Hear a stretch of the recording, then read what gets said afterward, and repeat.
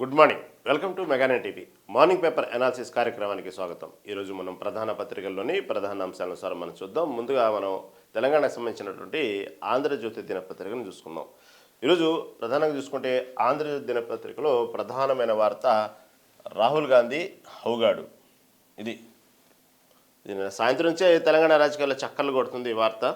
అంటే పొను రాజకీయాల్లో ఏ విధంగా ఏంటంటే అది ఫ్లస్ట్రేషనో, లేకపోతే నువ్వు ఒకటంటే నేను 10 అంటానంటనో, లేకపోతే నువ్వు చేయి చూపిస్తే నేను కాలు చూపిస్తానో, ఇలా సాంప్రదాయం కొనసాగుతుంది.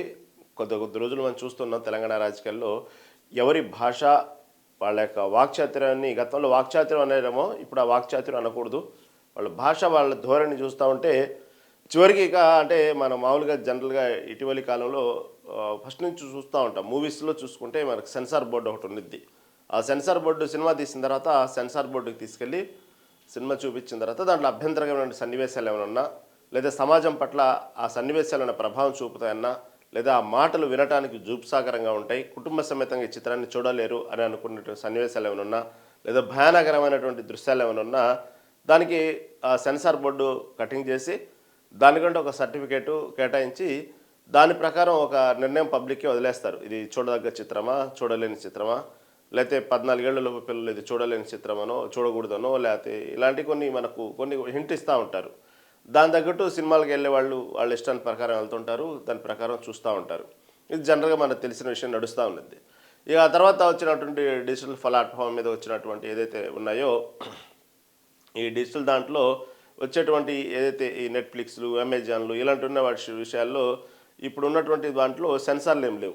ఏమైనా ఇష్టం వచ్చినట్టు పెట్టుకోవచ్చు, ఇక ఏదైనా కంటెంట్ మాట్లాడుకోవచ్చు, ఎలాంటైనా ఉండొచ్చు.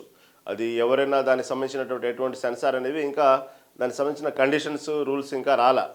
అలాగే ఇక రాజకీయాల్లోకి వచ్చేటప్పటికి గతంలో ఈ రూల్స్, కండిషన్స్, సెన్సార్లు లేకపోయినప్పటికీ కూడా కొంత సామాజిక స్పృహ, మనం ఏం మాట్లాడుతున్నాము, మనం సమాజం మనం మాట్లాడేటువంటి ప్రతి మాట అది సమాజం మీద ఎటువంటి ప్రభావం చూపించిద్దా, లేదా భావితరాలకు అసలు మనం ఏం సందేశం ఇస్తున్నాము, రాజకీయాల్లో ఉన్నటువంటి విలువలేంటి, కాబట్టి మనం ఒక మాట మాట్లాడుతున్నామంటే అది భవిష్యత్తు తరాల మీద ఎంతటి దాని యొక్క ఇంపాక్ట్ ఉన్నది, దాన్ని బట్టే వచ్చేటువంటి తరం రాజకీయాలు ఏ విధంగా నేర్చుకుంటారు, అదను మనం మాట్లాడేటువంటి మాట మీద ఎంత మాత్రం కట్టుబడి ఉండాలి.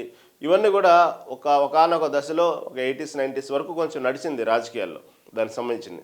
ఆ తర్వాత క్రమేపీ రాజకీయాల్లో కొంత కులాలు, మతాలు జోడించుకుంటూ కొన్నాళ్ళ నుంచి రాజకీయాలు నడుస్తూ ఉన్నాయి దానికి సంబంధించి.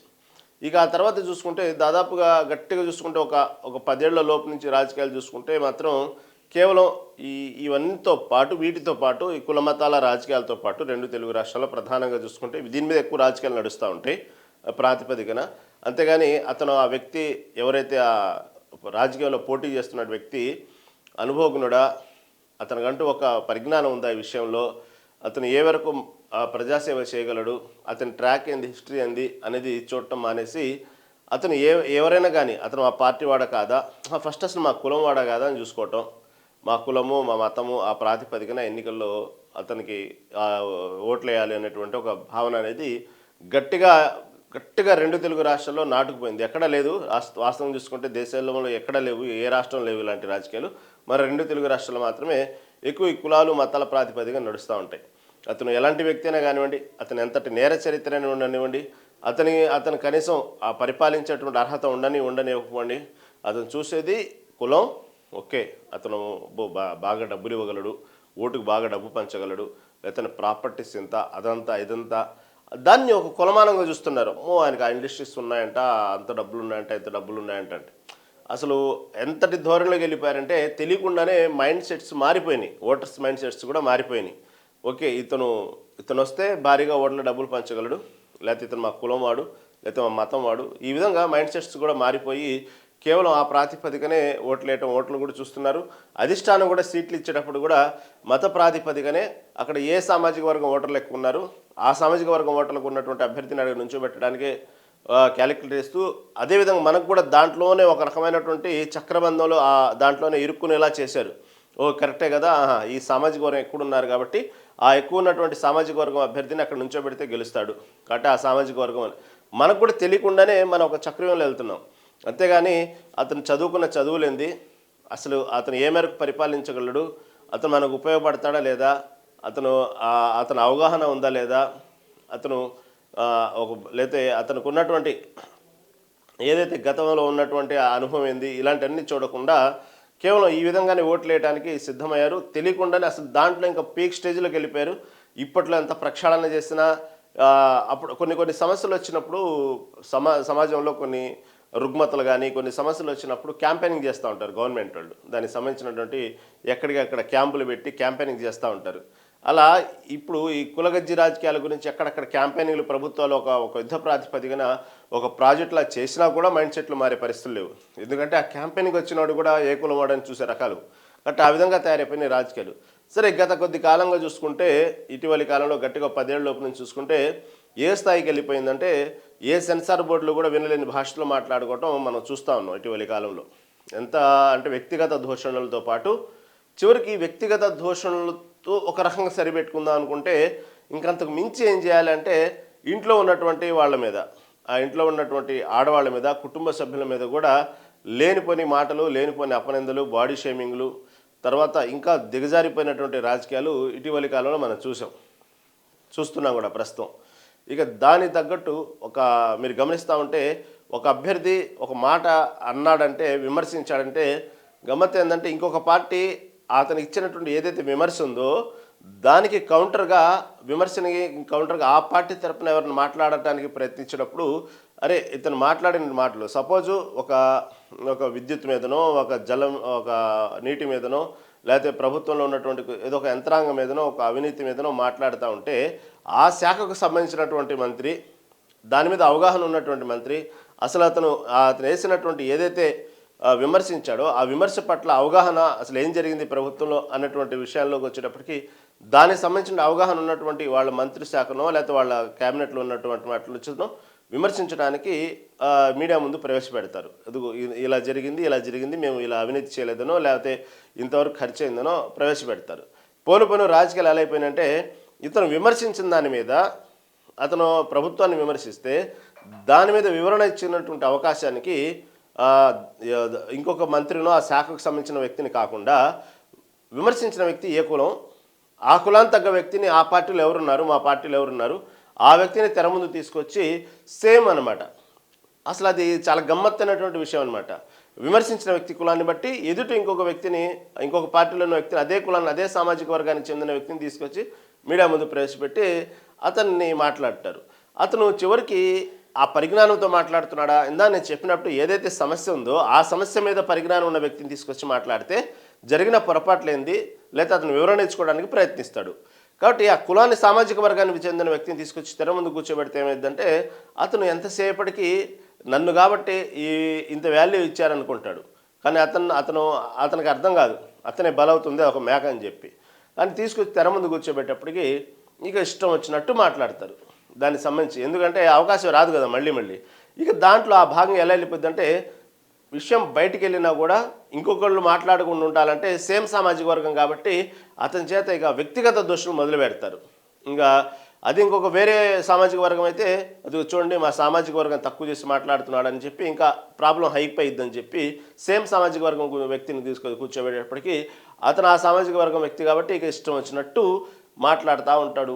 ఆ వ్యక్తిగత దూషణలు చేస్తాడు, అవసరమైతే ఇంట్లో వాళ్ళ మీద దూషణలు చేస్తారు, స్త్రీల మీద దూషణలు చేస్తారు, వాళ్ళ పుట్టుక గురించి అనుమానంగా మాట్లాడతారు, ఇక రకరకాలుగా మాట్లాడతారు. చివరికి ఆ పరిధి కూడా దాటిపోయి ఇక ఈ మధ్యకాలంలో వచ్చినటువంటి ఇంకా ప్యాషన్ అయినటువంటి విమర్శలు ఏంటంటే రాజకీయ నాయకుల్లో వాళ్ళు బాగా అవగాహన చేసుకుంది, రాజ్యాంగాలు చదివి బాగా అవగాహన చేసుకుంది ఏంటంటే బూతులు మాట్లాడటం. ఇక బూతులు దాకా వెళ్ళిపోయినాయి. ఇంకా నెక్స్ట్ మనం దాదాపుగా ఈ అసెంబ్లీలో కానీ లేదంటే ఏదన్నా సంబంధించినటువంటి ప్రతి విమర్శలు వచ్చినప్పుడు నెక్స్ట్ వినేటువంటి ఏంటంటే ఇక బూతులు. ఈ మధ్యకాలంలో మనం వింటున్నాం, అది ఏ స్థాయి వ్యక్తి అయినా కానివ్వండి, ముఖ్యమంత్రి స్థాయి అయిన వ్యక్తిని కానివ్వండి, మంత్రి శాఖ అయిన వ్యక్తిని కానివ్వండి, శాసనసభ్య అభ్యర్థి అయినటువంటి వ్యక్తి అయినా కానివ్వండి, ఇటీవల కాలంలో ఏంటంటే ఈ వ్యక్తిగత దూషణలు, ఇండైరెక్ట్గా బాడీ షేమింగ్లు, ఇళ్లలో లేడీస్ షేమింగ్, పుట్టుకల గురించి అనుమానాలు, ఈ విధంగా మాట్లాడటానికి కొంచెం తగ్గించి ఇక డైరెక్ట్గానే ఇక బూతుల్లో దిగిపోయారు. ఇక ఆ బూతులు ఏ విధంగా ఉన్నాయంటే ఈ మధ్యకాలంలో మీరు గమనిస్తే ఈ బూతులతో ఉన్నటువంటి సినిమాలు కూడా బాగా హిట్ అవుతున్నాయి అనమాట. డబుల్ మీనింగ్ డైలాగులు, బూతులు ఉన్న సినిమాల్ని యూత్ బాగా ఎంజాయ్ చేస్తున్నారు.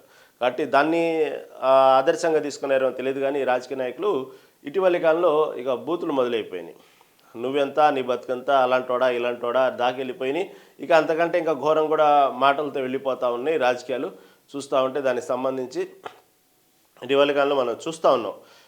ఏదైనా సమస్య వచ్చినప్పుడు పర్టికులర్గా మీడియా వెళ్ళినప్పుడు ఆ మైక్ ముందు ఇక రెచ్చిపోతున్నారు. ఇక ఇష్టం వచ్చిన బూతులు మాట్లాడటం మొదలు పెడతా ఉన్నారు. ఇటీవలి కాలంలో ఇటీవల మ్యాక్సిమం అంటే 3-4 డేస్ బ్యాక్ కూడా కొన్ని చూసుకుంటే సీఎం రేవంత్ రెడ్డి వ్యాఖ్యలు కూడా దాదాపుగా ఒక స్థాయిలో అన్కాన్షియస్లో మాట్లాడుతున్నారా అనిపించింది అనమాట. అంత ఘోరమైనటువంటి బూతుల దాకా వెళ్ళిపోయినాయి ఆయన చెప్పేటువంటి విమర్శలు కూడా. అదే సందర్భంలో అలాంటి నిన్న ఏదైతే బీఆర్ఎస్ అభ్యర్థుల తరపున బీఆర్ఎస్ తరపున పార్టీలో గెలిచినటువంటి ఎవరైతే మన ఇటీవల సర్పంచ్లు ఉన్నారో ఆ సర్పంచ్ల సన్మాన కార్యక్రమంలో ఆ సర్పంచ్ సంబంధించినటువంటి మొత్తం దానికి సంబంధించినటువంటి ఏదైతే ఉందో ఈ జనగామలో సర్పంచ్ల అభినందన సభని ఒకటి పెట్టారు. ఆ సర్పంచ్ల అభినందన సభలో వాళ్ళ సర్పంచులను ఉత్తేజపరచాలో లేకపోతే పార్టీని హైప్ తీసుకురావాలో పార్టీలో జోష్ పెంచాలనుకున్నారో తెలియదు. కానీ ఇక కేటీఆర్ కూడా ఇక తీవ్ర స్థాయిలో పదజాలాలు ఆడటం మొదలుపెట్టారు. ఆ పదస్థానం మొదలు అవును నేను నిజంగానే చెప్తున్నాను, దీంట్లో ఎటువంటి మొహమాట లేదు అంటూనే ఏదో మాట దొరికినట్టు కూడా కాదు, మళ్ళీ దానికి వివరణ, దానికంటే ఒక కాపీ పేస్టు, దానికంటే ఒక స్టాంపు గుద్దల్లో చెప్తున్నాడు ఆయన. అవును నిజమే నేను చెప్పేది, నేను నిజంగానే చెప్తున్నాను. నెలకు ఇన్ని కోట్లు ఢిల్లీకి పంపాలి, నెలకి ఇన్ని కోట్లు అధిష్టానానికి పంపాలి, నెలకి ఇన్ని కోట్లు ఇతను చూసుకోవాలి, ఈ ట్యాక్సులు ఉంటాయి, ఇవన్నీ చూసుకునే ఈ విధంగా పరిపాలన చేస్తున్నటువంటి ముఖ్యమంత్రి అన్నారు. ఓకే, ఒక స్థాయిలో అంతవరకు ఒప్పుకుందాం, అంటే ఒప్పుకుందామని చెప్పి నిజమని కాదు, అంతవరకు దాని గురించి పెద్దగా ఇబ్బంది లేదు అనుకుందాం కొంచెంసేపు ఆ మాటలని. ఇక చివరికి హౌగాడ్ దాకా వెళ్ళిపోయింది. ఇంకా హౌగాడ్ అంటే ఇక మినిమం మీద మనమే ఫిలప్ చేసుకోవాలి. ఇక దాన్ని ఆ హౌగాడ్లో రాహుల్ గాంధీని హౌగాడు, రేవంత్ రెడ్డిని హౌగాడు, అవును నేను చెప్తుంది నిజం, వాడు హౌగాడే అంటాం. ఇక ఆ స్థాయికి వెళ్ళిపోయింది. ఎందుకంటే మొన్న ఇటీవల రేవంత్ రెడ్డి అన్నారు నీ అబ్బా అని అన్నారు కదా, దానికి తగ్గట్టుగానే ఇతను కౌంటర్లు అనమాట. ఇక దానికి సంబంధించినటువంటి అయితే ఒక స్థాయిలో తీవ్ర స్థాయిలో వెళ్ళిపోయింది. ఈ తప్ప ఆయన నడి బజార్లో ఉరి తీయాలి, రేవంత్ అనే హౌగాడిని మన మీద వదిలాడు అంటే ఎవరు వదిలింది? రాహుల్ గాంధీ. ఇటు పాదయాత్రకు వచ్చినప్పుడు ఇచ్చిన హామీలు ఇవన్నీ ఇచ్చాడు కాబట్టి ఈ రేవంత్ రెడ్డి లాంటి వ్యక్తిని మన తెలంగాణ రాష్ట్రం మీద వదిలాడు కాబట్టి ఆ హౌగాడిని ఉరిదీయాలి. ఇది చేసిన వ్యాఖ్యలు ఆయన. ఈ తప్పు కానీ నడి బజార్లో ఉరిదీయాలి, తెలంగాణ తెచ్చినందుకు కేసీఆర్ని ఉరిదీస్తారా అంటే ఇటీవలి కాలంలో రేవంత్ రెడ్డి కూడా ఇదే ధోరణిలో కేసీఆర్ మీద రెచ్చిపోయారు కదా. అతని అనుభవం కావాలి, అసెంబ్లీకి రావాలి, ఆయన వస్తే కానీ చాలా మంచిది, మనకు కూడా కొన్ని అనుభవపూర్వకమైనటువంటి విషయాలు చెప్తారు, ఆయన సరైన గౌరవం ఇస్తాం, సముచిత స్థానం ఇస్తాం అసెంబ్లీలో అని అంటూనే మళ్ళీ వెంటనే ఒక్కసారిగా అపరిచితుల్లాగా రేవంత్ రెడ్డి కూడా వెంటనే మళ్ళీ అలాంటోడు ఇలాంటోడను ఇక ఏకపదంగా మాట్లాడను, పక్కేమో పాస్పోర్ట్ దొంగను లేకపోతే దుబాయ్ దొంగను, ఇటు పక్కేమో కేటీఆర్కి వచ్చేటప్పటికి బాత్రూమ్లు గడిగాడను, ఒక్కసారిగా చెప్పినటువంటి అదే వ్యక్తి ఒక్కసారిగా ఏదో అపరిచితుల్లా మారిపోతారు, ఒక్కసారిగా ఇష్టం వచ్చినట్టు మాట్లాడతారు. ఆ హీరోల చప్పట్లకు ఇదవుతారో సినిమా హీరోలాగా సెలబ్రిటీలాగా ఏమో తెలియదు. కానీ ఆ హీరోల చప్పట్ల ఒక్కసారిగా ఏం మాట్లాడతారో తెలియనట్టు అన్కాన్షియస్లో మాట్లాడేస్తూ ఉంటారు. ఆయన చేసినట్టు వ్యాఖ్యలు చూస్తుంటే అదేవిధంగా ఒక కేసీఆర్ స్థాయి వ్యక్తిని, సరే మీ దృష్టిలో తెలంగాణ తేలేదు అనుకుందాం, చాలా మంది దృష్టిలో తెలంగాణ కోసం పోరాడిన వ్యక్తి, అవసరమైతే చివరి దాకా ప్రాణాలు కూడా పోయేటువంటి పరిస్థితి దాకా తీసుకొచ్చిన వ్యక్తి, తెలంగాణ కోసం మొత్తాన్ని ఏకతాటిపైన తీసుకొచ్చినాడు. అనేక మంది ఉద్యమకారులు ఉన్నారు, వాళ్ళని అందరినీ ఒక తాటిపై తీసుకొచ్చి దాదాపుగా ఒకసారి ఇంకా కష్టమే, ఇంకా తెలంగాణ అనేది ఇక మన జీవితంలో చూసేటువంటి వ్యవహారం లేదు, ఇది ఒక కలగానే మిగిలిపోయిద్ది అనుకునే స్థాయి నుంచి మళ్ళీ ఒక్కసారిగా దాన్ని ఉవ్వెత్తున ఎగిసిపడేలాగా మళ్ళీ ఉద్యమాన్ని చేసుకొచ్చి చివరికి ఆయన నిరాదీక్ష చేసి చివరికి ఆయన ప్రాణాలు కూడా పోయేటువంటి పరిస్థితి దాకా తెచ్చుకొని చావునట్లో తలబెట్టానంటుంటారు కదా, ఆ స్థాయిలో తీసుకెళ్ళి ఆయన ఒక తెలంగాణలో ఉద్యమంలో తెలంగాణ రాష్ట్రం అనేది ఒక పేజీ అనేది కొత్తగా రాష్ట్ర చరిత్ర మొదలైనప్పుడు మొదటి పేజీ ఆయన నుంచే మొదలవ్వాలి, ఎందుకంటే మొదటి ముఖ్యమంత్రి కాబట్టి. అంటే అలాంటి వ్యక్తిని మీకు ఇష్టం ఉన్నా లేకపోయినా మీరు దాని గురించి 100 నిందలు వేసినా సరే ఆయన సింహభాగం ఉంది కాబట్టి తెలంగాణ రాష్ట్రంలో అసలు మొదటి ముఖ్యమంత్రి కాబట్టి ఆయనకంటే ఒక చరిత్ర మొదలైంది కాబట్టి అలాంటి వ్యక్తిని పట్టుకొని ఇంకా ఇష్టం వచ్చినట్టు మాట్లాడటం మనం చూసాం ఇటీవలి కాలంలో. రేవంత్ రెడ్డి ఆ వ్యాఖ్యలు ఒక స్థాయి ఏమో పొగుడతారు, ఒక స్థాయి ఏమో రావాలంటారు, మీలాంటి అనుభవజ్ఞులు కావాలంటారు. ఈ చెప్తూనే మళ్ళీ వెంటనే ఏమైందో తెలియదు కానీ సడన్గా అపరిచితులాగా మళ్ళీ వెంటనే ఏకవచనాలు వచ్చేస్తాయి, బూతులు వచ్చేస్తాయి, ఇక రకరకాలుగా మాట్లాడటం మనం ఇటీవలి కాలంలో చూస్తున్నాం. ఇంకా తర్వాత ఇక కేటీఆర్ మీద అయితే ఇక చెప్పేది కాదు. ఇంకా దాదాపుగా చెప్పాలంటే ఒక రకంగా ఎక్కడో సభ అక్కడ తెలంగాణ భవన్లో అక్కడ, ప్రగతి భవన్లో ఇక్కడ, ఇది జరగబట్టి సరిపోతుంది కానీ ఇంకా లేకపోతే దాదాపుకు సంబంధించినటువంటి ఎదురెదురుగా ఉంటే కొట్టుకుంటారేమో అన్నంత ఘోరంగా వీళ్ళు మాట్లాడుకుంటుంటారు. వాస్తవంగా వీళ్ళంతా నటిస్తారులేండి. అసలు సినిమా యాక్టర్స్ కూడా సరిపోరు. అవార్డులు ఇస్తే వీళ్ళు చాలా చక్కగా నటిస్తారు. వాళ్ళకి మించినటువంటి నటన వీళ్ళు నటిస్తూ ఉంటారు రాజకీయ నాయకులు. దానికి సంబంధించినటువంటి ఎందుకంటే అసలు చాలా క్లియర్గా వాళ్ళ నెత్తిన ఒక్కసారిగా పిడుగొచ్చి పడుతున్న విషయం, ఒక సెకండ్ ముందు పిడుగు పడుతున్న విషయం తెలిసినా కూడా వాళ్ళు చాలా చక్కగా నటిస్తూనే మాట్లాడుతుంటారు. చాలా చక్కగా అసలు వాళ్ళ హయాంలో ఏం జరగలేదన్నట్టే మాట్లాడుతూ ఉంటారు. వీళ్ళు కూడా ప్రస్తుతం అసలు అలాంటిది ప్రజలకు అవి చేశాం ఇవి చేశాం అని చెప్తూ ఉంటారు. చూస్తూ ఉంటే చాలా విచిత్రంగా ఉండేది అనమాట. ఎందుకంటే ఆడ చూస్తే బోలెడన్ని హామీలు ఉన్నాయి. కానీ ఆ హామీలు ప్రజలు అరే ఇది పబ్లిక్గా చూస్తున్నారనేటువంటి అవగాహన కూడా ఆ సోయ కూడా లేకుండా మేము అవి చేసేసాం ఇవి చేసేసాం ఆ పరిపాలన అంత బాగుంది ఇంత బాగుందని చెప్పుకుంటూ ఉంటే వెరైటీగా ఉండేది, విచిత్రంగా ఉండేది వినటానికి. అదేవిధంగా గతంలో ఉన్నటువంటి ప్రభుత్వం మీద అవినీతి మరకలు అంటుకుంటూ దానికి సంబంధించినటువంటి నోటీసులు ఇచ్చుకుంటూ దానికంటే ఒక క్లారిటీగా తిరుగుతూ ఫోన్ ట్యాపింగ్ లాంటి విషయాలు కూడా చుట్టూ తిరుగుతూ ఇటు పక్క సిట్టు విచారణ ఎదుర్కొంటూనే అసలు దానికి సంబంధం లేకుండానే అసలు అది ఎప్పుడు జరిగింది అసలు ఆ పదాలు ఎందుకు విన్నట్టు మాట్లాడుతూ ఉంటారు రాజకీయ నాయకులు. సరే వాళ్ళకు అసలు మించినటువంటి నటన వాళ్ళకు అవార్డులు ఇస్తే ఈ సెలబ్రిటీలు కూడా సరిపోరు కానీ ఆ విధంగా ఇస్తూ ఉంటారు. ఇంకా ఒక్కసారి ఈలల చప్పట్ల మధ్య ఏం మాట్లాడతారో అనేది తెలీదు రేవంత్ రెడ్డి. ఒక్కసారి ఆ భాష అనేది సరే అది ఓకే కొంతవరకు కొంతమందికి రంజింపజేయచ్చేమో కానీ ఆ వ్యాఖ్యలు ఒక హోదాలో రాజ్యాంగబద్ధమైనటువంటి హోదాలో ప్రజల మధ్య ప్రజాస్వామ్యంలో ఉన్నప్పుడు అది అతను మాట్లాడే మాటలు జీవితాంతం అది అంతే హిస్టరీ. ఒక మాట వచ్చిందంటే అది ఎప్పటికీ తరతరాలకు ఇప్పుడు మనం చూస్తున్నాం. గతంలో ఉన్నటువంటి రాజకీయాల్లో ఎన్టీ రామారావు, ఇందిరాగాంధీ, వీళ్ళందరూ, చెన్నారెడ్డి, జనార్దన్ రెడ్డి, ఇలా అనేక మంది మాట్లాడిన మాటలు సందర్భాలు ఈ రోజు కూడా ఒక చర్చ ఒక దానికి సంబంధించిన వ్యవహారం మాట్లాడుతున్నప్పుడు హిస్టరీలో ఆ పదాలు అలాగే మిగిలిపోయి ఉంటాయి. ఈరోజు కూడా అలాగే దాని గురించి చర్చలు జరుగుతూ ఉంటాయి. ఇలాగే వీళ్ళదే రేపు చరిత్రే. అలాంటప్పుడు ఒక మాట్లాడేటప్పుడు ఉన్నటువంటి అంటే ఎవరు పదవుల్లో శాశ్వతంగా ఉండరు రాజకీయాల్లో, అలా అనుకుంటుంటారు. ఎవరికి వాళ్ళ భ్రమలో ఉంటారు. చూసాం కదా గతంలో ఆంధ్రప్రదేశ్ రాజకీయాలు ఏమైందో. దాదాపు 30 ఏళ్ళ వరకు ఉంటాను అనుకున్నారు పాపం అతను. ఏమైంది గట్టిగా చూస్తే 151 సీట్లని 11 పడిపోవటం అంటే అసలు అది మామూలు విషయం కాదు. ఎవరు ఆ విధంగా చేతులారా చేసుకోరు. కనీసం ఇంకో ట్రిప్ అన్నా ఉంటారు దాదాపుగా చూసుకుంటే, ఇంకెంత కాదన్నా ఇంకో ట్రిప్ ఉంటారు. అంటే ఆ స్థాయికి తీసుకొచ్చుకున్నారనమాట. అంటే వాళ్ళు ఇక ఒక అన్కాన్షియస్లో ఉన్నారు. ఇక మేమే ఇక అసలు ఎలా ఆలోచించినా మాకంటే ఇంకా వేరే పోటీ లేదు, ఇంకా ప్రతిపక్షమే ఉండదు, ఇక మేమే 30 ఏళ్ళు అనేటువంటి ధోరణిలో వాళ్ళు ఉండటమే కాదు కింద స్థాయి కార్యకర్త నుంచి పై స్థాయి మంత్రుల వరకు మైండ్ సెట్ని అలా ఇంజెక్ట్ చేశారు వాళ్ళు. మేమే ఉండేది జీవితాంతం, అసలు అదొక శాశ్వతం అనుకున్నారు. కాకపోతే తరగతులు మారుతూ ఉంటాయి.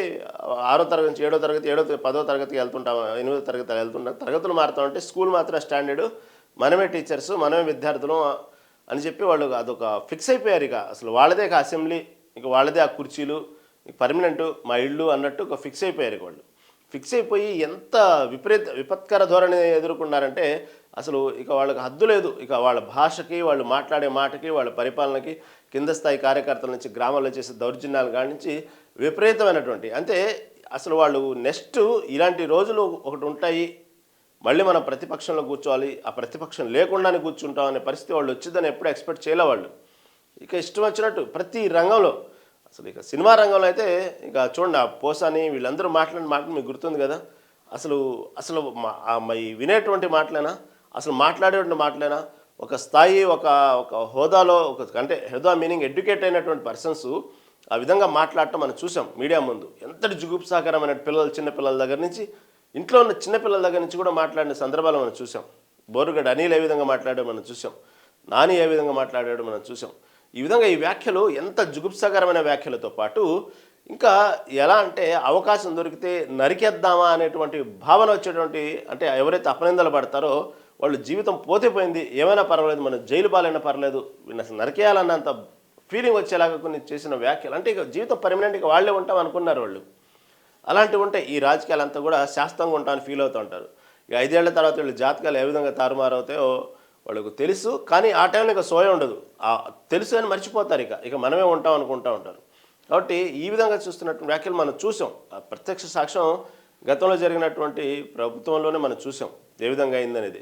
రేపు వీళ్ళైనా అంతే, వీళ్ళైనా భాష మార్చుకోకపోతే, వీళ్ళు దానికి సంబంధించినటువంటి ప్రతీకార ధోరణులు, ప్రతీకారం తీర్చుకోవాలి, రాజకీయ కక్షలు సాధించాలనుకుంటే మళ్ళీ వెంటనే ఎవరైనా అంతే, మళ్ళీ సైకిల్ తిరగాల్సింది ఎవరైనా. కాబట్టి ఎవరైనా దానికి ఎంతవరకు పరిమితం అంటే చ ఒక ఒక ఒక ప్రాక్టికల్గా విమర్శ అంటే ఒక ప్రాక్టికల్గా ఉండాలి. పరిపాలించే విధానం అడ్మినిస్ట్రేషన్ తెలిసి ఉండాలి. ఒక కక్ష సాధింపు ధోరణి చట్టబద్ధంగా వెళ్ళాలి ఏదైనా సరే. ఆ విధంగా చేసుకుంటూ వెళ్తూ ప్రజలను మంచి పరిపాలన ఇస్తే ఎవరిని ఆదరిస్తారు. అంతేగాని ఈరోజు నువ్వు అన్నావు కాబట్టి రేపు అధికారంలో వచ్చినప్పుడు నీ అంతు చూస్తానని చెప్పి అంతు చూడటానికి ప్రయత్నం చేసి అంతులు చూస్తూ ఉంటే మళ్ళీ నెక్స్ట్ వాళ్ళు వస్తారు, మళ్ళీ వీళ్ళు వస్తారు. ఇలా మారుతూ ఉంటారు, ఎవరు పర్మనెంట్గా ఉండరు రాజకీయాల్లో. కాబట్టి అదొక్కటి గుర్తుంచుకుంటే అయ్యయ్యో ఇంత ఘోరమా ఇంత నేరమా అని అంటుంటారు ఇప్పుడు. కానీ గతంలో వాళ్ళు పరిపాలించినప్పుడు చేసినప్పుడు అదేవిధంగా బాధితులు కూడా ఇదే మాట అంటారు, ఇంత ఘోరమైంది ఇంత నేరమైంది అనేటువంటివి. ఇలాంటి రాజకీయాలు ఎక్కడ చూడలేదు అంటుంటారు. గతంలో మేమేం చేసామనేది కూడా ఆలోచించాలి. అంటే రేపు వీళ్ళు భవిష్యత్తు మనకు కూడా ఇలాంటి రోజులు ఒకటి వస్తాయేమో పొరపాటుని వీళ్ళు భయపడాలి. కాబట్టి ఈ విధంగా కక్ష సాధింపు ధోరణులు వ్యక్తిగత దోషణల వల్ల ఉపయోగం ఏం లేదు. ఆ రోజు వరకు ఒకవేళ మీరు మెంటల్ సాటిస్ఫాక్షన్ అవ్వచ్చు, లేకపోతే మీ కార్యకర్తలను ఉత్సాహపరచవచ్చు, లేకపోతే అబ్బా మంచి కౌంటర్ ఇచ్చామరా గతంలో ఇచ్చిన మాటలు కానీ మీరు తృప్తి పడవచ్చు. కానీ దానివల్ల మీరు సమాజానికి ఇచ్చే సందేశం లేకపోగా ప్రజలకు అసలు ఉపయోగమే లేదు. ఆ పరిపాలన సంబంధించినట్టు ఉపయోగాలు జరగవు. కాబట్టి ఈ భాష ధోరణి అనేది కొంచెం రాజకీయ నాయకులు మార్చుకుంటే మంచిది. దీనికి సంబంధించి అప్పుడప్పుడు జరుగుతుంటాయి కదా, ఈ రాజ్యాంగ విలువల గురించి, ఈ రాజకీయాల గురించి ఈ గెట్ టుగెదర్లు జరిగేట్లాగా వీళ్ళకు గెట్ టుగెదర్ పెట్టేసి వాళ్లకు కొంచెం విశ్లేషకులు లేకపోతే కొంచెం మైండ్ సెట్ సైకాలజీకి సంబంధించిన వాళ్ళు వీళ్ళందరికీ ఒక క్లాసులు పెట్టించి దానికంటూ ఒక వీళ్ళు మాట్లాడేటువంటి ధోరణి వీళ్ళకి చూపించి ఒకసారి వీళ్ళకంటూ కొంచెం క్లాస్ పీకితే బాగుండేదేమో అనిపిస్తూ ఉండేది అప్పుడప్పుడు. ఈ విధంగా చూసుకుంటే నిన్న ఈ చేసిన వ్యాఖ్యలు కూడా, హరీష్ రావు చేసిన వ్యాఖ్యలు కూడా సరే, రేవంత్ రెడ్డి పాదయాత్రకు వచ్చారు, హామీలు ఇచ్చారు. గతంలో వీళ్ళు అధికారంలో ఉన్నప్పుడు ఎన్ని హామీలు ఇవ్వాలా, ఎన్ని నెరవేర్చారు, ఎన్ని జరగలా, ఎన్ని రైతు ఆత్మహత్యలు జరగలా, ఎలాంటి సిచ్యువేషన్స్ ఉన్నారు. ఓకే, అభివృద్ధి చేశారు. బీఆర్ఎస్ హయాంలో తెలంగాణ మంచి అభివృద్ధి చెందింది, భారీ పెట్టుబడులు వచ్చినాయి. ఒక ఐటీ శాఖ మంత్రిగా తన యొక్క అనుభవం, అతనికి ఉన్నటువంటి పరిజ్ఞానం, దానికి సంబంధించిన అవగాహన ఏ విధంగా రాష్ట్రానికి ఉపయోగపడింది. ఓకే, దాని గురించి ఎవరు కాదన్నావునన్నా ఉన్నాయి. అన్నీ చెడే జరగల, మంచి కూడా జరిగినాయి.